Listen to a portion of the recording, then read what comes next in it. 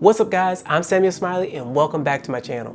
If this is your first time, thank you so much for joining. I hope that you're well, but if you're not, I've got some news that should turn that around. Have you been paying attention to the government in their talks about round 2 of stimulus? They are basically the new Oprah. You get a check, you get a check, you get a check. Wow, this is so soft. You get a check, or is it a debit card? Gotcha.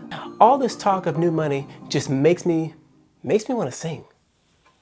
I wanna rock with you all night, dance you into sunlight. I wanna rock with you all night, rock the night away. I sing in my spare time.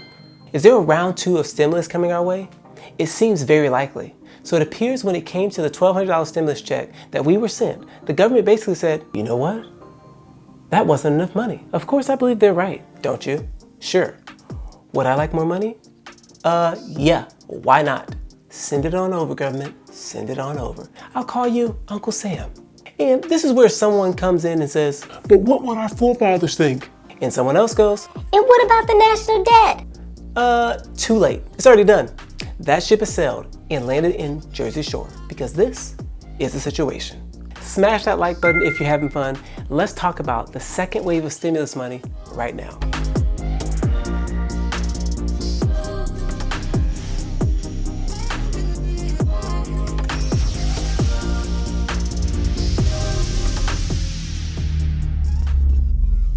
I know that some of you have still not received your first checks, and that depends on a few factors, such as how you filed. Millions of those one-time payments are still on their way to Americans. You can go to the IRS website and click Get My Payment to see the status of your payment, which I've attached in the description below. You're welcome. The second half of you who haven't received your stimulus checks should be receiving them within the next 2 weeks. Now, the reason for more money is because experts are saying that this shutdown is going to have a major effect for months to come. Therefore, one check is just not going to do it. Some of the top political leaders are saying they basically want to keep putting more money into Americans' hands. And this may even include a minimum income guarantee for certain income classes or for everyone. Have you ever heard of UBI? It's Universal Basic Income. And in this form, Americans get a deposit of about $2,000 per month until employment returns to normal. This gets a little tricky as the government doesn't even know who needs this money. If this goes into effect, you could expect 6 months of funds, if not longer. Adults from 16 years old and up will receive $2,000 per month if you're making less than $130,000 per year. And married couples earning less than $260,000 a year will receive at least $4,000 per month. If you have children, you would get an additional $500 per child, up to 3 children. My millennials and Generation X, boy do I have some good news for you too. You are not eligible for the stimulus payment sent out weeks ago if you were claimed on your parents' income taxes as a dependent. However, if you're a college student right now, you will be eligible for the money this time around. Adults with disabilities were also left out of the stimulus payment since they could be claimed as a dependent on other taxes. They will be eligible for the emergency money under the PEOPLE Act. I know there is somebody thinking right now, so does that mean I don't have to work? Which means there's somebody else saying, It's just gonna make people lazy. listen, I think that we can all calm down. People are still gonna go back to work, just in a safe way.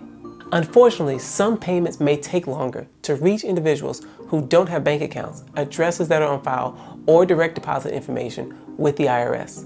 The IRS is working extremely hard to find these people who desperately need this money. So, if you know someone who is in this predicament, definitely help them contact the IRS so they can make sure that they're included in getting the money that they so need. But I must say that all this talk of stimulus is better entertainment than a Keeping Up with the Kardashians episode. Except, this episode is titled The Return of the Stimulus Check, starring Arnold Schwarzenegger as the voice of the money, saying, I'll be back. The idea is that instead of a direct deposit or a check, this could be in a debit card form, like a loadable card. These recurring payments to Americans may cause your ears to turn up, like when you're talking to your dog and say, you wanna get some more money?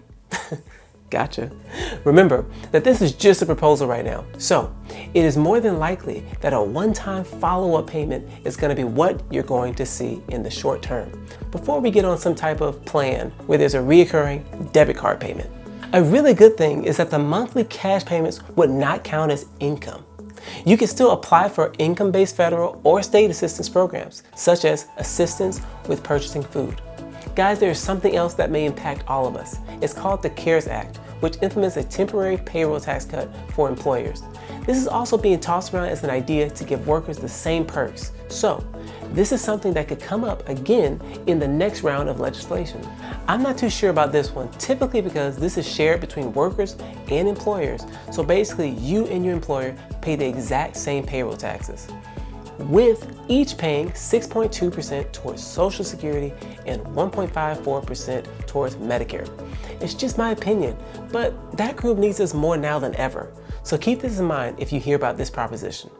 This important revenue stream being cut back or down would surely threaten Social Security's ability to continue paying benefits to the 64 million Americans who depend on those benefits for their economic survival. Also guys, if you have a small business, the president just signed a bill on Friday aimed at putting more money in the hands of small business owners. So if you are an entrepreneur, own your own business, this is definitely something that you want to look into. You can search this link, which I provided in the description below. A lot of renters at this point are not able to pay their rent. I did some research to find the best way to help you get the resources you need.